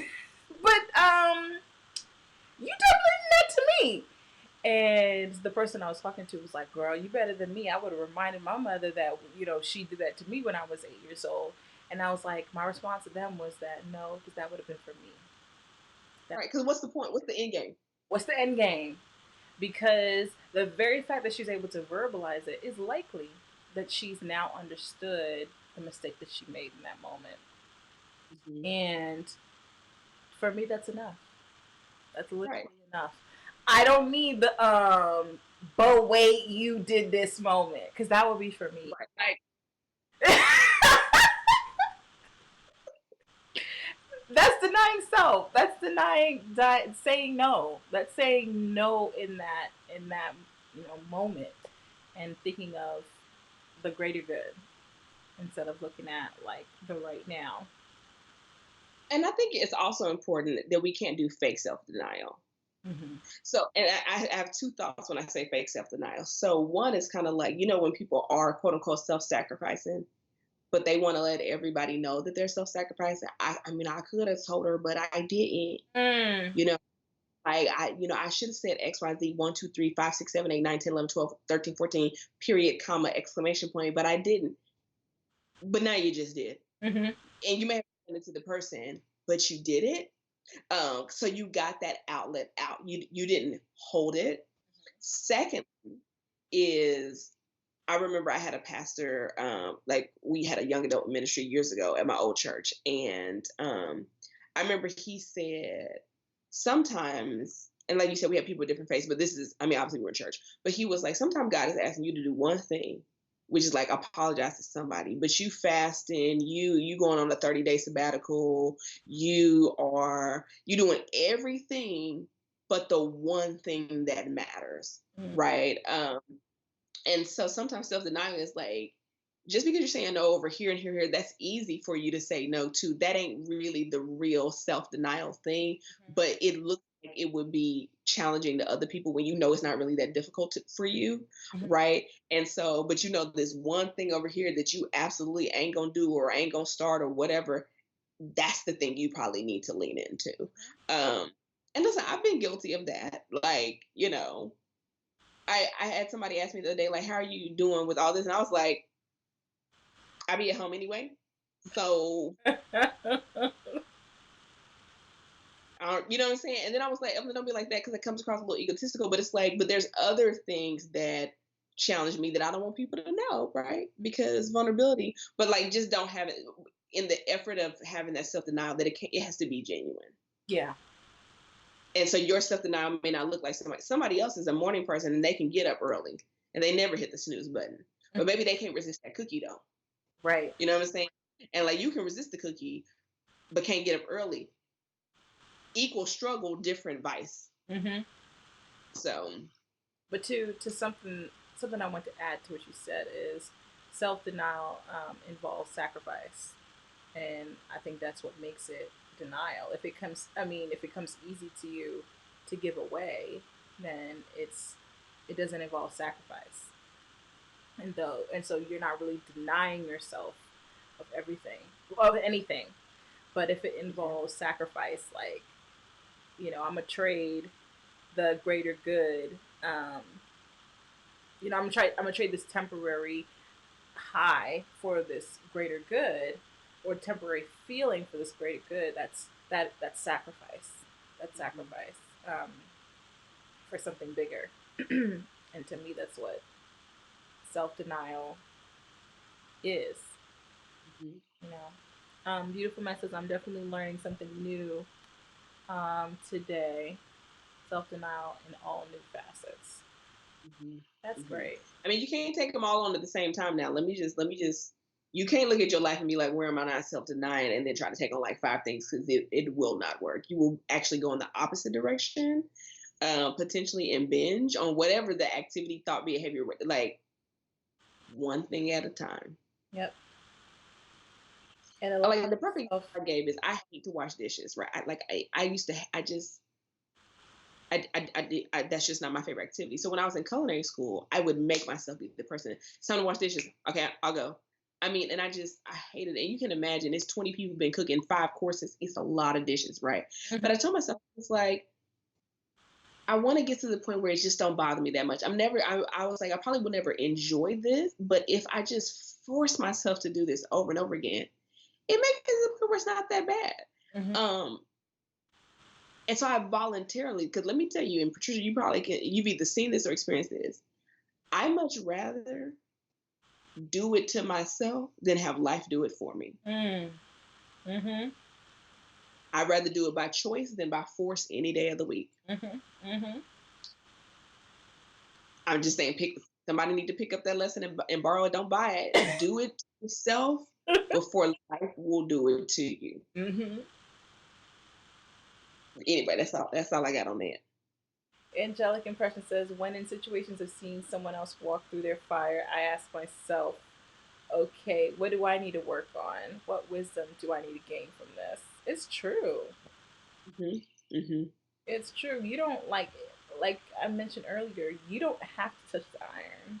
You know what I mean? Like, what could I what were the flags before this happened? Like, how did she get there? You know what I mean? Like, just self-reflection and borrowing that and putting it right over here and applying it to my life so that if I see those same things happening, or even if it's the way a person is dealing with a tragedy. And there's certain times where I look at people where, we had a dinner party here a little while ago, to celebrate one of, my mother's friends, and she recently lost her son.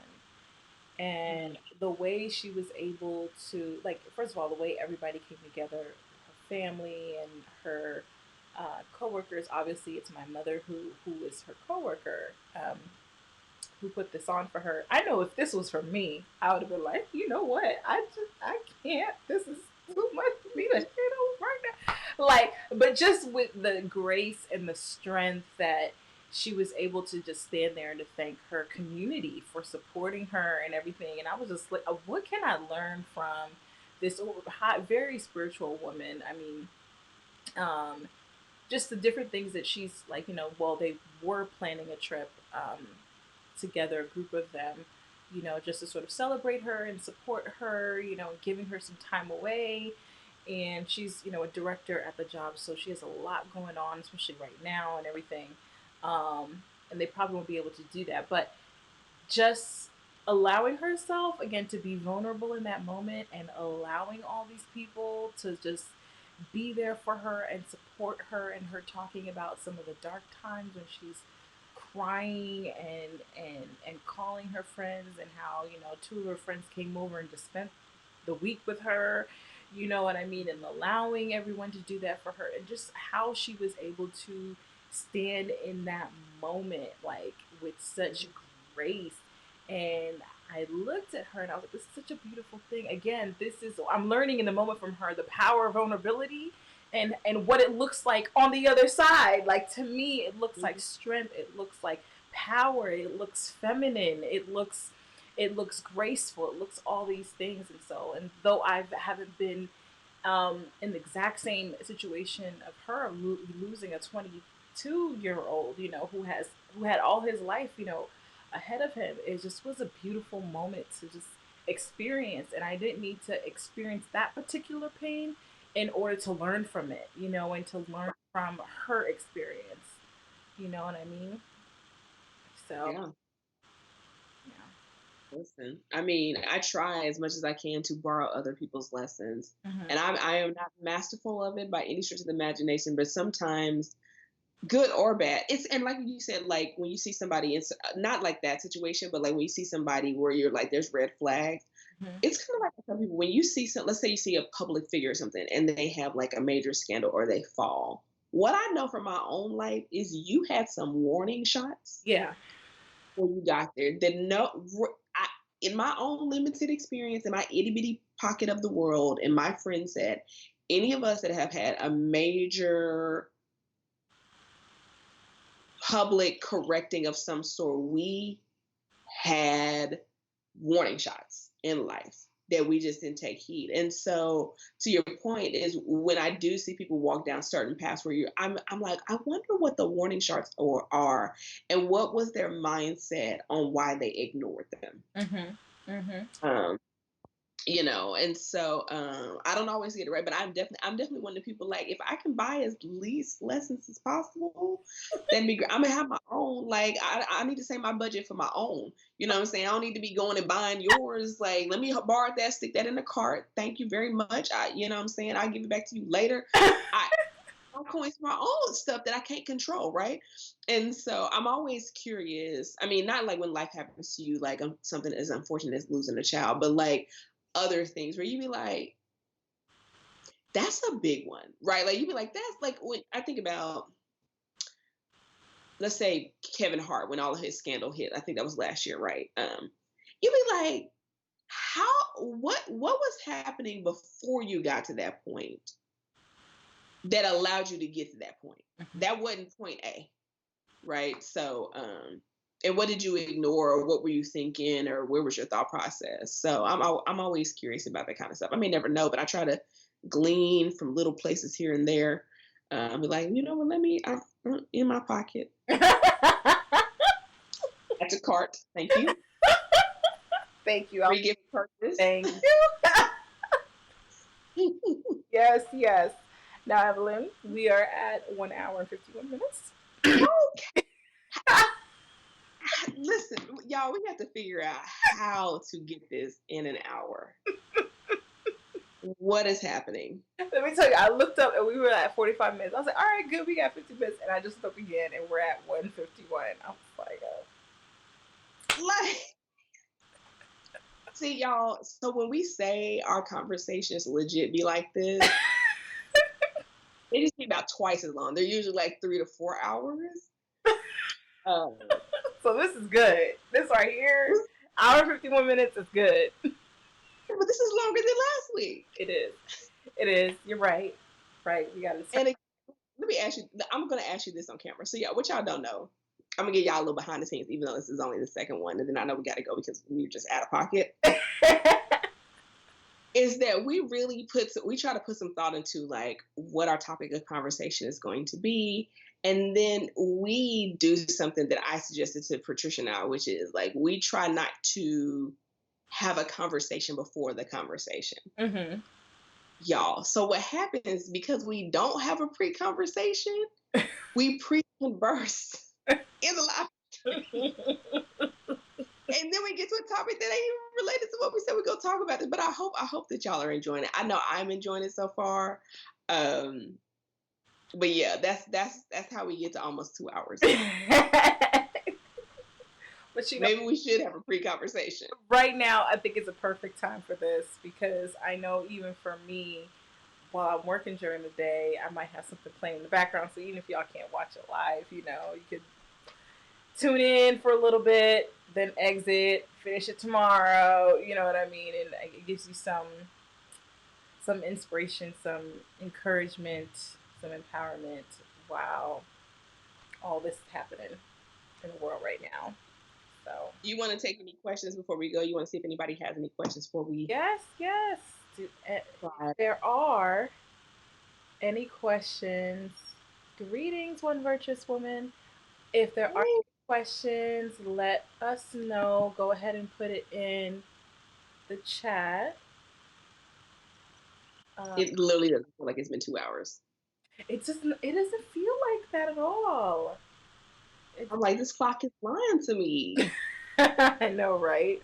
I'm like, is that a 1 in front of the 5? Yep, that's Absolutely, yes. Oh my goodness. So we're going to do this again next Tuesday. And I think we're going to be on my channel. Is that right? Yes. Yes, we're going to be on my channel. And if y'all are not following Patricia's The Obstacle is the Way book club, you should. I didn't buy the book. But I listen, I saw the title and I was like, I don't know if I'm mature enough to yeah. Oh, I ain't ready for that. Oh, the obstacle is the way. Because again, comfort, right? So, and that book it really touches me in a different way. We get, not to go on a different tangent, but we just get attached to things, and the idea of stoicism, which is sort of a Greek way of thinking, is being sort of removed from things that happen. We assign feelings to things like, this is horrible, I can't go to work, like, we're living in the last days, like, they're forcing us to stay home now, or all of these, we assign things to events and situations around us, and it prevents us from really focusing and centering and doing what we need to do in the moment. And so it's teaching me a lot, because I could be a wallower, you know what I'm saying, when life happens, be like, this is so horrible, like, these things only happen to me, like, you know what I'm saying, like, I will just swim and dive in that for a little while. But I have a friend who's, I don't, she's naturally like this, where she's just like, and I don't know where it comes from. So for all I know, it could be very unhealthy, but for her, right? But she's very much so like, okay, all right then. So let's work with it. And that is it. I'm like, but no, you need to wallow first. Like, you need to be upset. You need to throw a tantrum. Like, you don't have feelings about You know what I'm saying? But that's actually just not who she is. So anyway, yeah. So we're gonna wrap up the book um next week, and so I want to attack the next. I haven't even chosen the next book yet, but I did sign up for Audible today. Um, so I'm gonna see what's on there. Um, and yeah, Evelyn posted a video today. I haven't watched it yet. My 100 life goals. it. Yes. Life What did goals, I yeah. mistype it? Huh? Did I mistype it? You know, I'm not the best speller. No, it's there. It's the one right. Okay. My little Evelyn's right there at the top. So, Listen, I tell people I recorded these video. I pre-recorded all these videos before we were life as we know it. So like the videos y'all about to get all the way almost through May were all pre-recorded like in February, January. February. That video I recorded either in December or January. So it's gonna be completely tone deaf to what's going on, but it's there. that's all But right. some people just have that it is what it is. And to your point, I don't know if it's healthy. I think there's a you can have the balance of, oh man, this is trash and it hurts and it sucks. And then go, okay, well, here we are. I think it's a balance. I don't know if I'm completely like, I'm not that person, but I'm learning to become the person that can equally say, oh, this is horrible, trash, terrible, and then click over and go, All right, what we gonna do? it is what it is. Okay, here we are. Yeah, working on that. So Yeah. Angelica Princess says she loves the flow. Thank you, because we be that's that feminine. We be flowing. Listen, you might need to read The Power of Femininity together while you're playing. Let's see if that's on Audible. Even if it's not, I'll go ahead and order it. You know, Amazon taking like 2 more days to get stuff to you. So, Yeah. So, five um, book reviews. Oh, awesome! Definitely get it. We're gonna wrap it up next week. But for sure, what did you say? Use the power of femininity. I'm about to look it up right now. Make sure it's on here. And I have a book that I just ordered from this lady I've been following on social media for a long time. Um, she's a little woo wooey, but I want to read it because she talks a lot about femininity, and the book is called The Audacity to Be Queen. Um, so I just ordered that today. And then my friend, she wrote a book last year called Feminine Success. I want to order that and read that too, but I think she ships that one herself. And so I don't want to necessarily send her to the post. I'm gonna have to ask her if I can get it on Amazon or whatever. But that's up on my reading list for the next month or so. So I'd be curious as to what y'all do. But mm-hmm. yes. Because this year I've read Atomic Habits, which I loved it. I read Grace Over Perfection. I read Draw the Circle. I read Magnolia Story. And now I'm reading The Circle Maker. The Circle Maker. Mm. Let's see. I just found the power of femininity. Michelle Hammond. Mm-hmm. We'll see. And try to get the old version, like if there's an old version, it should look like 19. purple and white. Where? I got 19. What? That's the one. Mm-hmm. That's the one. Ooh. So we are officially at 2 full whole hours on the dot, and it doesn't look like we have any questions. All right.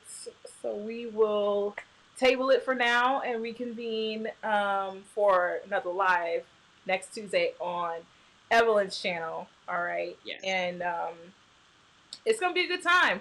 Tuesday at same time, 4 p.m. Okay. Same time. Same time. We're gonna try and keep it at an hour.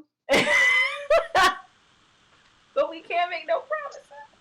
We can't make no promises. We can't make no promises. So yes, thank you guys so much for tuning in live. If you're here with us, and if you're watching on the replay, we appreciate you watching and tuning in as well.